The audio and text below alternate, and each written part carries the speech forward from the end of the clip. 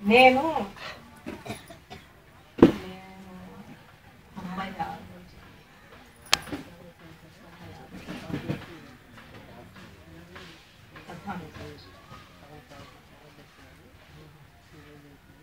96వ సంవత్సరం నుంచి కొల్లూరు ఆశ్రమానికి వెళ్ళేదాన్ని. మా చాకలి ఇంటికి వచ్చి చెప్పేదన్నమాట నాకు, ఇట్లాగండి అని చెప్తుంటే నేను దాన్ని ఎగతాళి చేసేదాన్ని.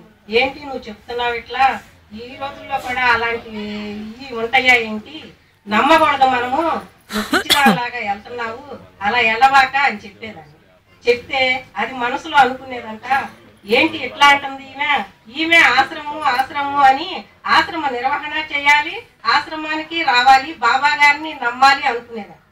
నేను మాత్రం నువ్వు వెళ్ళబాక, వెళితే అక్కడ ఏదో చేస్తాను, నిన్ను ఇట్లాగే ఉంటాయి, డాక్టర్కి చూయించుకో, మందులు వేసుకోవాలి కానీ వాళ్ళు ఇచ్చిన మందులు వేసుకోవడం ఏంటి, అట్లా చేయకూడదు అని చెప్పేదాన్ని.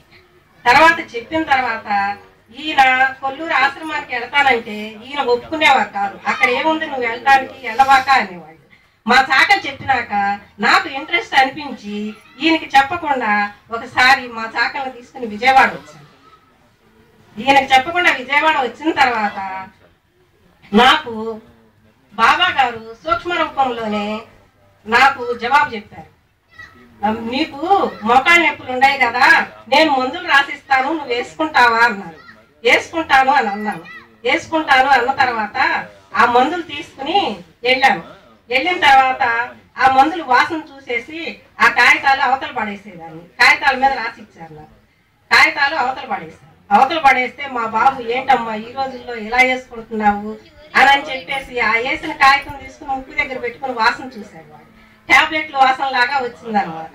అట్లా మా బాబు కూడా ఈ సిద్ధాంతానికి కట్టుబడి ఉంటున్నాడు.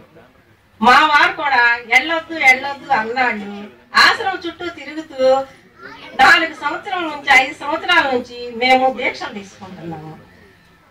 అనుకోకుండా మా పాపకి పెళ్లి కుదిరింది. పెళ్లి చేస్తారంటండి మీరు అని చెప్పేసి మా చాకలి వచ్చి చెప్పింది. మా పాపకు 18 సంవత్సరాలకు. ఇప్పుడేంటి పెళ్లి చేయటం, మేము పెళ్లి అసలు అనుకోవటం లేదు, పాప బీకాం చదువుతుంది కదా, అది అయిపోవాలి, అయిపోయిన తర్వాత తను MBA చేస్తానంటుంది, ఇప్పుడు పెళ్లి చెయ్యము అని అన్నాను. అన్నా కూడా కాదండి, ఈ సంవత్సరం మీకు మంచి సంబంధం వస్తుంది, పెళ్లి చేస్తారట మీరు అని చెప్పారు. లేదు అన్నాను. అలాగే మా పాపకు మంచి సంబంధం వచ్చింది. అది ఎలా వచ్చిందంటే మేడూరు వాస్తవ్యులు వాళ్ళ ఇంటికి బాబా గారు వెళ్ళేవాళ్ళు, బాబా గారి శిష్యులే మళ్ళీ ఆ శిష్య పరంపరలో వాడే మా అల్లుడిగా వచ్చారనమాట. మాకు అది భగవంతుడు బాబా గారు ఇచ్చిన భిక్షగా మేము అనుకుంటున్నాం అనమాట. అలాంటి అల్లుడిని ప్రసాదించారు మాకు. మా బాబు కూడా అలాగే నమ్మి వచ్చేవాడు. వాడు లండన్ వెళ్దామని అనుకున్నాడు అనమాట.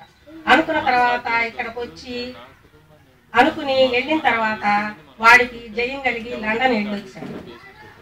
వచ్చి ఇవాళ మంచి జాబ్ వచ్చి మళ్ళీ పూనాలో వెళ్ళాడు అనమాట. ఇవాళ పూనాలో స్థిరపడ్డాడు. వాడు అనుకున్న జాబ్ వచ్చిందనమాట. అట్లా పూనాలో స్థిరపడ్డాడు.